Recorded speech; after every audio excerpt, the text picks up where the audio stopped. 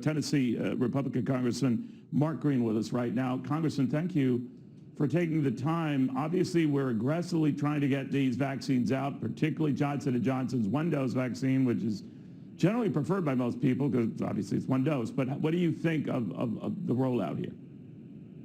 I think the 100 million doses from Johnson & Johnson is a great idea. I applaud the president for doing that. I would submit, though, that we could very quickly get more people vaccinated and protected if we flipped to the one shot with Moderna and Pfizer. Some of the data out of Israel and other countries has shown that the protection from those is pretty good with just one shot. In fact, it's just as good as the Johnson & Johnson one-dose vaccine. So I sent a letter, and Bill Foster, a Democrat, joined me on that, and we're hoping that the administration will do that.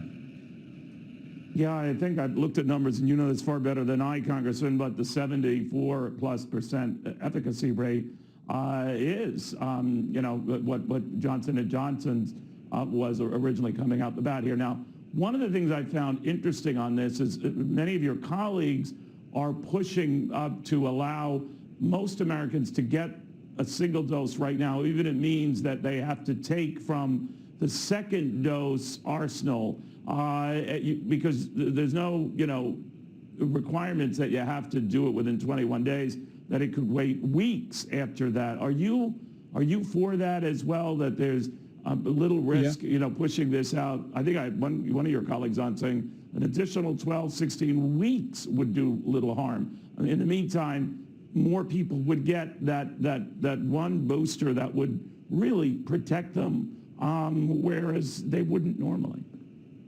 Yeah, absolutely. That's what I was trying to say earlier. Bill Foster and I both signed a letter. He, a Democrat on the Coronavirus Select Committee, I, a Republican.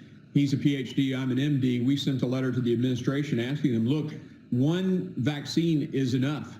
Or one shot of the Moderna and the Pfizer vaccines enough. Let's get that out there to everyone. We'd essentially double the people that we could protect.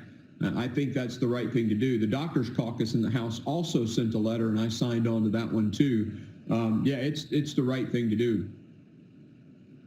You know, Congressman, we're also getting word right now that a lot of states are opening up some more people so you can get this, young of any age, all of that, as we were saying. But part of the strategy seems to be to respond to this flood of vaccines coming in, but states are still wildly inconsistent on this. And now, to complicate matters, you have the CDC coming out with a recommendation that even if you've had the vaccine, now might not be the best time to fly, which I'm sure was wonderful news to the airline industry. What do you make of these conflicting, you know, pieces of advice? Sure. I think that states should open up the economies because with social distancing, it works. There have not been any mass, or super spreader events from aircraft since the COVID virus emerged. I mean, it's been safe because of the HIPAA filters and all the other, security systems that the airlines are taking. So I'm very disappointed at this conflicting, information from the CDC. And as far as schools go, I mean, it's atrocious to keep kids out of school. We've only had 288 deaths in, school-age children. 500,000 adults have died. These schools need to be opened up. 31% increase in mental health visits. Many children, millions of children get their mental health counseling from schools. They're not getting it. There's been an increase in emergency mental health visits. We are hurting children by keeping them out of schools.